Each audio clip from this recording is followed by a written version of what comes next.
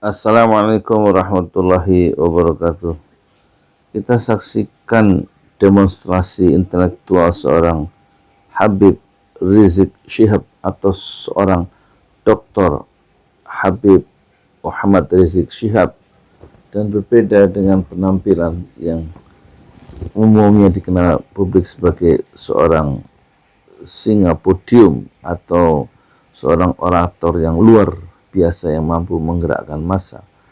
Tetapi kali ini dalam dialog 200 tokoh dan ulama nasional, kita melihat Habib Rizik sedang menggerakkan intelektualismenya sebagai seorang akademisi, dan dia paham tentang keindonesiaan, kemodernan, dan keislaman. Selamat menyaksikan dalam dialog atau dalam narasi Habib Rizik dalam 3 bagian.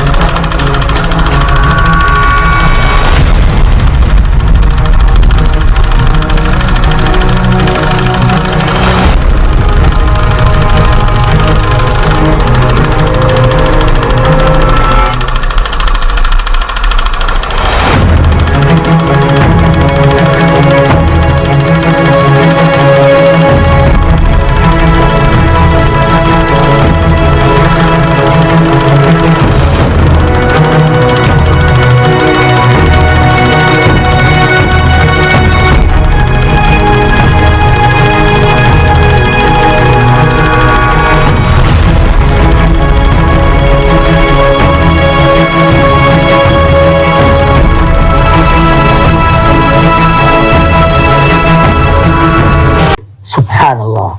Apa dijawab oleh Sayyidatuna Aisyah radhiyallahu taala anha? Beliau menjawab, kana khuluquhul Quran. Jadi akhlak Nabi itu adalah Al-Quran. Itu aja dijawab oleh Sayyidatuna Aisyah. Subhanallah, walhamdulillah, wala ilaha illallah, wallahu akbar. Betapa cerdasnya Sayyidatuna Aisyah radhiyallahu taala anha di dalam memilih kata. Nah, sekarang jawaban ini kita katakan maha dahsyat. Kenapa? Karena dengan ungkapan yang begitu singkat tadi, Sayyidatuna Aisyah radhiyallahu taala anha menginformasikan kepada kita bahwa akhlak Nabi itu sebenarnya adalah implementasi daripada isi kandungan Al-Quran. Jadi akhlak Nabi itu adalah penjabaran, pengejawantahan, pengamahlan, pewujudan dari isi kandungan Al-Quran. Kemana Al-Quran itu membimbing, ke sana Nabi kita beramal. Bagaimana Al-Quran itu menuntun, begitulah akhlak Nabi alaihi salatu wassalam. Subhanallah. Jadi siapa yang mau tahu akhlak Nabi, ya baca Al-Quran, pahami Al-Quran, pelajari Al-Quran, amalkan isi kandungan Al-Quranul Karim. Nah sekarang mari kita lihat. Al-Quranul Karim mewajibkan sholat, puasa, zakat, dan aneka ragam kewajiban. Nah demi Allah, tidak ada satupun kewajiban yang ditinggalkan oleh Nabi alaihi salatu wassalam. Subhanallah. Al-Quranul Karim mengharamkan aneka ragam kemungkaran, aneka ragam kemaksiatan. Subhanallah, demi Allah, jangankan Nabi berbuat maksiat seumur hidupnya, terlintas di benaknya untuk berbuat maksiat tidak pernah terjadi pada diri Nabi kita alaihi salatu wassalam. Subhanallah. Jadi jawaban Siti Aisyah ini begitu luar biasa, menunjukkan kecerdasan beliau yang begitu tinggi, dan sekaligus beliau berhasil sukses memilih satu ungkapan yang cukup secara umum mewakili kita semua umat Islam dalam upaya mengetahui bagaimana kesempurnaan akhlak Nabi alaihi salatu wassalam. Nah karena itu saya ingin mengajak semua, siapa ingin tahu akhlak Nabi, berpegang teguhlah kepada Al-Quran dan As-Sunnah. Melalui Al-Quranul Karim, bagaimana tuntunannya, itulah akhlak Nabi. Nah, lalu bagaimana pengejawantahannya dalam ibadat, muamalat sehari-hari? Kita buka hadis Nabi alaihi salatu wassalam, karena hadis itu adalah penjelas daripada isi kandungan Al-Quranul Karim. Nah itu yang ingin saya ingatkan. Pertama berkenaan dengan persoalan akhlak Nabi dan misi kenabian. Itu bagian kedua yang saya ingatkan dalam kesempatan ini. Jadi tadi bagian pertama adalah bagaimana aksi 212 ada spirit uhuwah syariah, uhuwah wataniyah, uhuwah islamiyah. Di bagian kedua yaitu tentang akhlak Nabi Shallallahu Alaihi Wasallam dan misi kenabian. Nah sekarang kita masuk ke bagian ketiga. Bagian ketiga, saya ingin ingatkan di bagian ketiga ini bahwa spirit akhlak yang diajarkan oleh Nabi alaihi salatu wassalam, ternyata ini yang harus kita syukuri. Ternyata spirit akhlak itu masuk ke dalam sendi-sendi dasar negara Republik Indonesia yang kita kenal dengan nama Pancasila. Nah, ternyata Pancasila itu kalau kita pelajari dari sila pertama sampai sila yang kelima, isinya itu justru merupakan spirit akhlak. Nah kita lihat, spirit akhlak yang pertama bicara tentang sila pertama, ketuhanan yang Maha Esa. Nah, ketuhanan yang Maha Esa ini kan memberikan satu motivasi pada seluruh bangsa Indonesia, bagaimana dalam melaksanakan kehidupan berbangsa dan bernegara, wajib menjunjung tinggi norma-norma luhur ketuhanan yang Maha Esa. Nah, ini spirit akhlak yang luar biasa. Jadi artinya dalam Pancasila itu sendiri sebetulnya spirit akhlak sudah ada. Nah, begitu juga sila kedua. Kalau kita lihat sila kedua, kemanusiaan yang adil dan beradab. Ini bicara tentang kemanusiaan, adil, adab. Ini nilai akhlak yang luar biasa tingginya, yang selama ini memang wajib kita junjung tinggi. Jadi dari sila kedua tadi ada nilai akhlak yang luar biasa untuk bangsa Indonesia, sehingga setiap bangsa Indonesia dalam kehidupan berbangsa dan bernegara, dari mulai pejabat sampai rakyat, dari mulai kiai sampai santri, seluruh elemen masyarakat harus menjunjung tinggi nilai-nilai kemanusiaan, harus menjunjung tinggi nilai-nilai keadilan, harus menjunjung tinggi nilai-nilai adab. Nilai kemanusiaan itu apa? Akhlak. Nilai keadilan itu apa? Akhlak. Nilai adab itu apa? Akhlak. Subhanallah, subhanallah. Makanya tidak salah kalau selama ini selalu kita gaungkan bahwa Pancasila itu adalah warisan ulama. Jadi jangan dibentur-benturkan Pancasila dengan ajaran Islam. Bahkan Pancasila itu menjadi satu konsensus nasional antara para founding father, pendiri bangsa Indonesia dari semua agama. Nah, jadi pada saat rumusan Pancasila itu ada dari kelompok Islamnya, ada dari kelompok nasionalisnya, ada dari kelompok non-muslimnya, lengkap. Nah, saya pikir ini satu konsensus nasional yang berdiri atas dasar akhlak yang mulia. Nah, ini yang saya mau katakan. Yang ketiga. Nah, kalau yang ketiga kita bicara tentang persatuan Indonesia. Persatuan itu kan nilai akhlak. Hanya orang yang berakhlak yang mau bersatu. Nah, mereka yang ingin memecah belah bangsa, mereka yang ingin menghancurkan persatuan, adalah mereka orang-orang yang tidak berakhlak. Jadi spirit akhlak itu sudah masuk, yaitu di dalam dasar negara Republik Indonesia. Subhanallah. Nah, sekarang yang keempat, kita perhatikan di sini, kerakyatan yang dipimpin oleh hikmat, kebijaksanaan dalam permusyawaratan perwakilan. Subhanallah. Itu kata kerakyatan yang dipimpin. Itu kan menunjukkan bagaimana rakyat dituntun. Nah, untuk apa? Untuk tunduk patuh kepada pimpinan. Ini akhlak. Ini akhlak. Nah, kemudian kerakyatan dipimpin ini juga, kerakyatan yang dipimpin oleh hikmat kebijaksanaan. Kalau tadi rakyatnya dituntut untuk patuh taat kepada pemimpin sebagai satu bentuk akhlak yang mulia, pemimpin juga dituntut. Nah, dituntut apa? Hikmat bijaksana. Jadi akhlak itu adalah bagaimana seorang pemimpin memimpin dengan hikmat dan bijaksana. Kalau dia tidak hikmat, dia tidak bijak, maka dia tidak punya spirit akhlak. Nah, kemudian nggak sampai di situ. Kerakyatan yang dipimpin oleh hikmat dalam kebijaksanaan, permusyawaratan perwakilan. Subhanallah.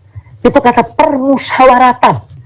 Musyawarah mufakat itu salah satu inti ajaran Islam dalam bermuamalah, dalam kehidupan berbangsa dan bernegara. Nah, musyawarah mufakat itu itu justru salah satu intisari akhlak. Jadi siapa yang ingin menjadi pemimpin? Apakah itu pemimpin rumah tangga, pemimpin masyarakat, pemimpin bangsa, pemimpin negara, dia harus menjunjung tinggi musyawarah mufakat. Dan ternyata musyawarah mufakat itu merupakan ciri sekaligus jati diri bangsa Indonesia yang pernah dibangun oleh para founding father kita. Subhanallah. Jadi nilai akhlak, spirit akhlak itu memenuhi ruang-ruang Pancasila. Subhanallah. Jadi sudah tidak betul kalau ada yang ingin mengadu-ngadu agama dengan Pancasila. Nah, jadi kalau siapapun yang ingin mengadu agama dengan Pancasila, mereka tidak berakhlak. Karena Pancasila itu sendiri terbangun, terdiri, lahir lewat spirit akhlak. Yang kelima, keadilan sosial bagi seluruh rakyat Indonesia. Keadilan sosial. Kalau sudah bicara nilai keadilan, itu akhlak. Apalagi tujuannya mensejahterakan bangsa Indonesia, itu akhlak. Jadi bukan memiskinkan. Kalau memiskinkan dan memelaratkan bangsa Indonesia, itu tidak berakhlak. Nah, kesimpulan yang saya mau sampaikan di sini adalah ternyata spirit akhlak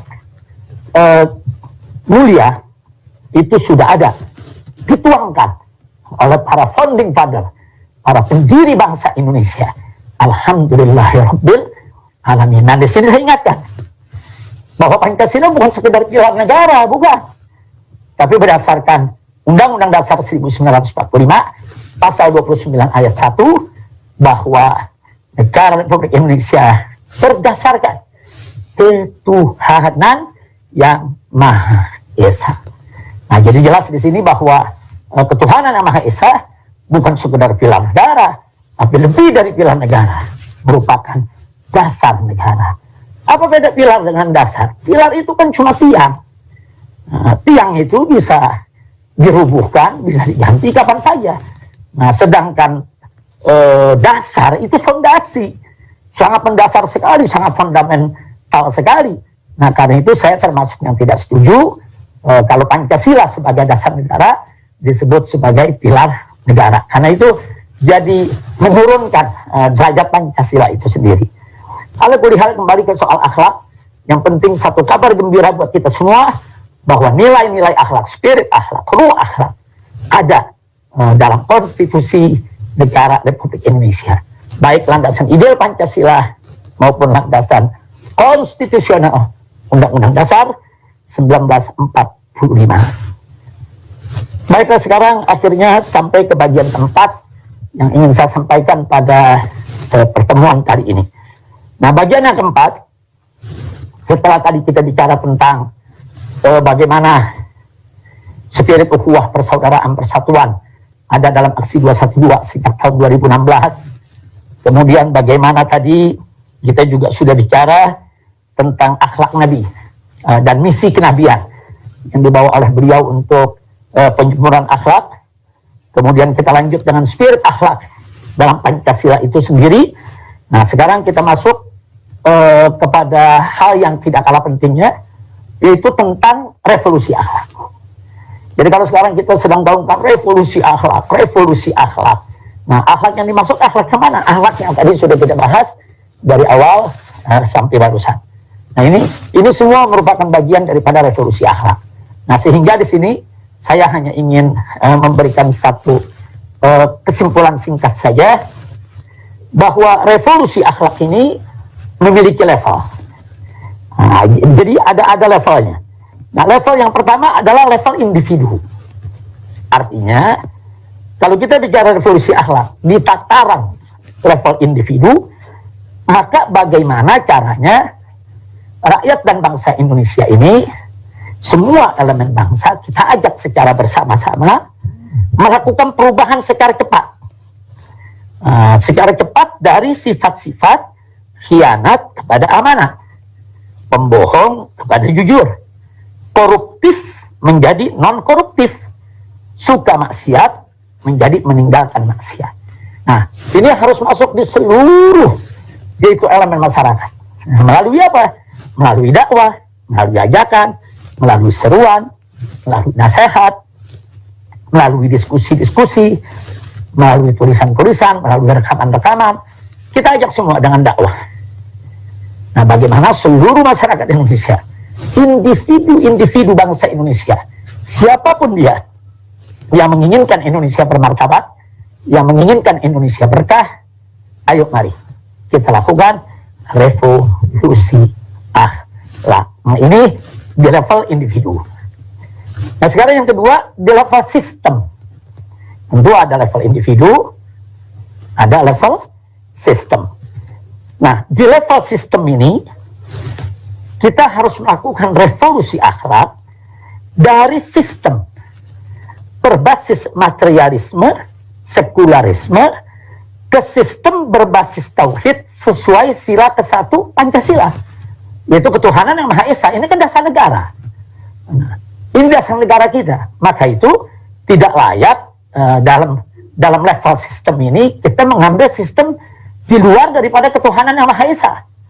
Nah, maka itu revolusi akhlak di level sistem, bagaimana caranya kita secara bersama-sama menggandeng seluruh elemen bangsa tanpa pengecualian, kita hijrah dari sistem berbasis materialisme, sekularisme ke sistem berbasis tauhid, yaitu berbasis kepada sila pertama Pancasila, ketuhanan yang Maha Esa. Nah, itu yang pertama. Yang kedua, bagaimana revolusi akhlak dalam level sistem ini, kita juga harus serius, fokus. Nah, yaitu melakukan suatu gerakan perubahan secepatnya, tidak bisa ditunda-tunda lagi, karena ini sudah merupakan satu kedaruratan dari penegakan hukum yang tidak beradab, penuh rekayasa, dan penyiksaan, serta tajam ke pihak yang kritis, tumpul kepada buzzer pendukung kepada sistem hukum, dan penegakan hukum yang berdasar kemanusiaan yang adil dan beradab sesuai amanat sila kedua. Nah, jadi artinya penegakan hukum yang adil. Nah, jadi tidak ada satupun orang yang kebal hukum di negeri kita. Jadi semua harus diperlakukan dengan adil. Siapa bersalah, siapa melanggar hukum, diproses secara hukum. Jadi jangan ada penegakan hukum itu ibarat pisau yang tajam ke bawah, tumpul ke atas. Nggak boleh. Karena diskriminasi hukum itu sangat berbahaya sekali. Itu bagi keberlangsungan bangsa Indonesia. Nah, jadi sekali lagi, ayo kita hijrah. Bagaimana penegakan hukum dari yang tidak beradab menjadi yang berkeadilan. Nah, jadi sesuai dengan amanat sila kedua dalam Pancasila, kemanusiaan yang adil dan beradab. Kemanusiaan yang adil, kemanusiaan yang adil dan beradab, itu harus menjadi dasar dalam penegakan hukum di negara Indonesia yang sudah dinyatakan oleh Undang-Undang Dasar 1945 sebagai negara hukum. Ingat, Indonesia adalah negara hukum, bukan negara kekuasaan. Nah, kemudian yang ketiga dalam level sistem ini, revolusi akhlak, kita juga harus bergerak secara cepat. Nah, perubahan yang tidak boleh ditunda lagi. Satu revolusi, satu perubahan yang cepat tapi dinamis, cepat dan nggak boleh ditunda, yaitu dari politik belah bambu dan adu domba kepada politik persatuan Indonesia. Nah, sesuai amanat sila ketiga dalam Pancasila, yaitu persatuan Indonesia. Jadi nggak boleh ada lagi politik adu domba. Oh, ini golongan saya, ini golongan Anda. Oh, ini golongan kritis, kami tidak sukai. Oh, ini golongan asal Bapak senang. Oh, ini kami sukai. Nggak bisa. Oh, yang ini diangkat, yang ini ditendang, yang ini dirangkul, yang ini dipukul. Tidak boleh. Karena dalam satu sistem kepemimpinan, seorang pemimpin yang memiliki leadership yang kuat, dia harus ada di atas semua agama, semua golongan, semua suku, semua ras.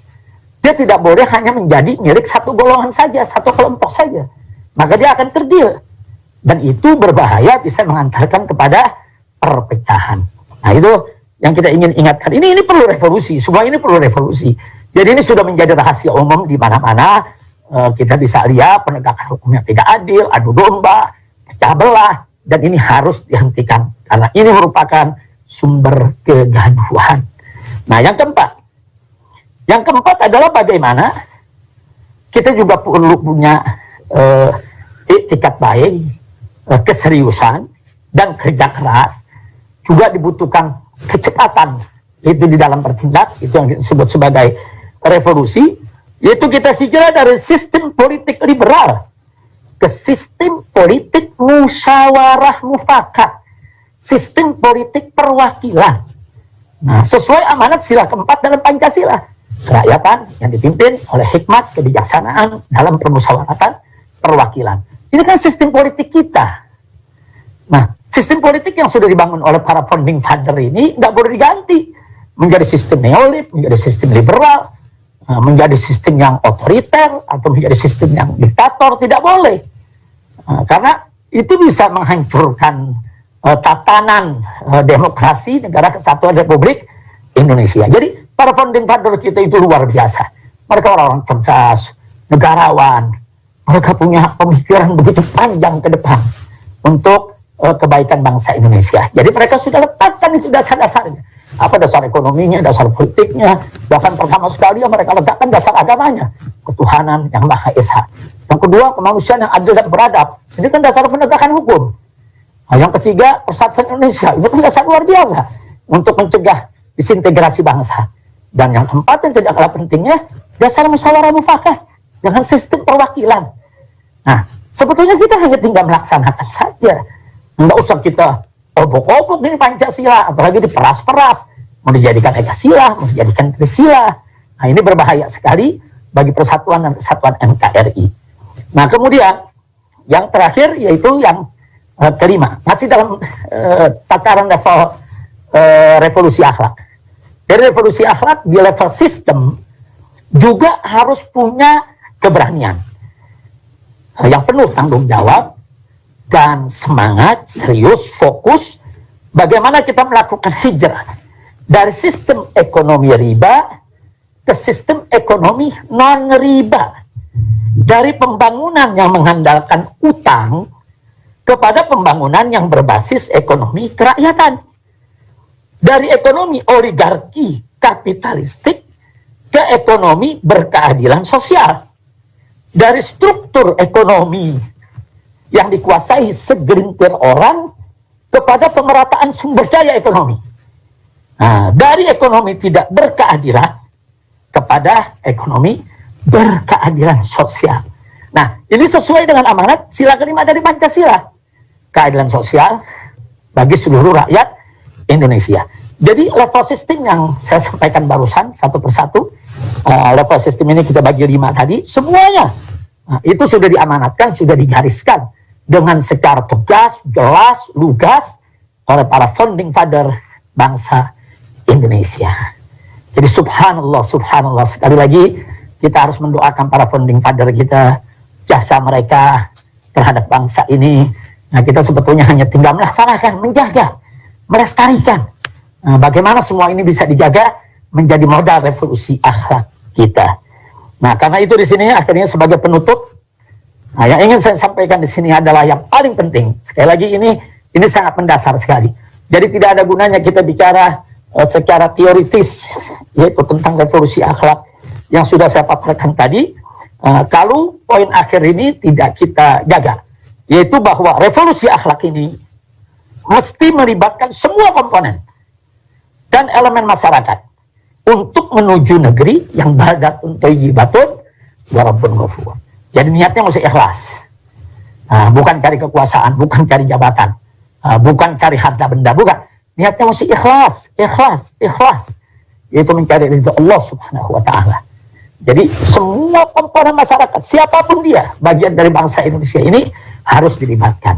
Nah, makanya untuk menuju ke arah ini, kita harus buka pintu dialog. Kita harus selalu membuka diri untuk bicara dengan pihak mana saja. Kita harus siap mengkritik dan kita juga harus siap dikritik. Nah, jadi jangan merasa diri paling suci sendiri, paling benar sendiri. Tidak, nggak ada yang maksum di antara kita, kecuali Nabi alaihi salatu wassalam. Kita ini ada kesalahan, ada kelalaian. Kita saling koreksi, kita saling informasi, dan kita saling koreksi. Nah, ini bagian-bagian daripada revolusi akhlak yang ingin saya paparkan supaya menjadi jelas. Nah, pada akhirnya setelah panjang lebar saya sampaikan soal revolusi akhlak ini. Jangan ada yang berpikir revolusi akhlak itu, kalau dengar kata revolusi, revolusi bersenjata, atau revolusi pemberontakan, Habib Mohsin. Tidak betul. Kami ini, para habaib di Indonesia ini, yang berakidakan Ahlus Sunnah wal Jamaah, kami ini dididik oleh guru-guru kami. Kami dididik dengan manhaj Ahlus Sunnah wal Jamaah. Kami tidak boleh melakukan pemberontakan terhadap pemerintahan yang sah.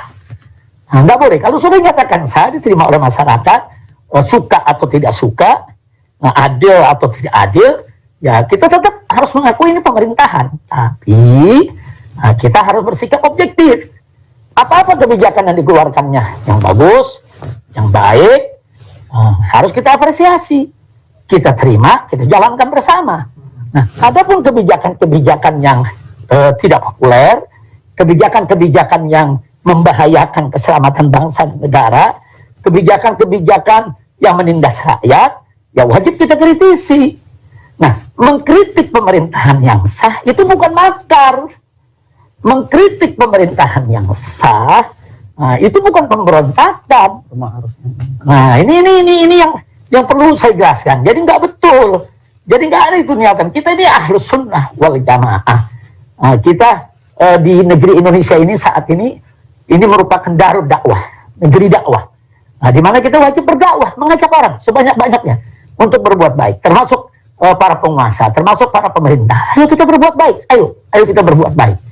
Nah, kalau ada kemungkaran yang dilakukan oleh penguasa, ya kita hisbah, amar ma'ruf, nahi munkar. Dari mulai cara yang minimal sampai cara yang maksimal. Tapi tetap tidak boleh kita melakukan pemberontakan. Kecuali dalam konteks kalau para habaib, para ulama, para kiai, umat Islam dibantai, terjadi genosid, terjadi pembunuhan. Nah, itu dalam konteks bela diri. Dalam hukum agama maupun hukum internasional itu dibenarkan. Nah, semoga itu tidak terjadi di negara kesatuan Republik Indonesia. Jadi sekali lagi yang kita ingin ingatkan di sini, revolusi akhlak jangan digambarkan sebagai revolusi berdarah-darah, revolusi makar, revolusi pemberontakan, revolusi buhot, revolusi menjatuhkan pemerintahan yang sah. Tidak begitu. Atau disebut khawarij. Enggak begitu. Kita harus sunnah wal jamaah. Kita selalu membuka diri untuk dialog, rekonsiliasi. Ayo sama-sama kita duduk. Kita saling kritik. Kita saling memperbaiki. Nah, inilah dakwah dan hisbah inda ahli sunnati wal jamaah. Nah, karena itu di sini juga saya ingin ingatkan bahwa kalau kita bicara tentang revolusi, revolusi itu kan perubahan cepat. Loh, kenapa harus cepat? Karena kalau ditunda-tunda ini membahayakan persatuan kesatuan negara Republik Indonesia. Nah, mana-mana yang harus segera diperbaiki. Nah, itu namanya revolusi. Apalagi tidak ada tambah kata akhlak. Revolusi, akhlak. Ya berarti revolusinya itu harus berakhlak. Nah, karena itu saya minta kepada semua pihak, ayo stop sudah kegaduhan ini. Mau sampai kapan kita terus bergaduh? Nah, kemudian yang tidak kalah pentingnya, kalau kita menyatakan jihad, nah ini ada lagi nih. Orang kalau dengar kata jihad ini selalu diidentikan dengan ISIS, dengan teroris, dengan pemenggalan kepala, dengan perbuatan yang mengerikan. Enggak begitu. Jihad itu memang pada makna terminologi dia merupakan makna perang. Tapi ada syarat-syaratnya, ada adabnya, ada akhlaknya. Seperti pada saat penjajah Belanda datang menjajah Indonesia, para ulama-ulama kita menyuarakan jihad, bahkan mereka turun berjihad. Ada Teku Umar di Aceh dengan Cut Naqdin, ada Imam Bonjol di Sumatera Barat, ada Pangeran di Ponorogo, yaitu di tanah Jawa. Mereka semua berjihad. Nah, konteks pada saat itu yang dihadapi oleh beliau yaitu melawan penjajah. Memang harus jihad, harus berdarah-darah. Nah, tanpa adanya Teku Umar, Cut Naqdin, tanpa ada Pangeran Hasanuddin, tanpa adanya Imam Bonjol, kemudian di Ponorogo dan lain sebagainya, bagaimana kita mau merdeka dari penjajahan? Nah, itu konteks jihad. Begitu juga pada saat kita awal kemerdekaan. Kemudian Belanda membonceng Inggris, ingin menjajah kembali ke Indonesia.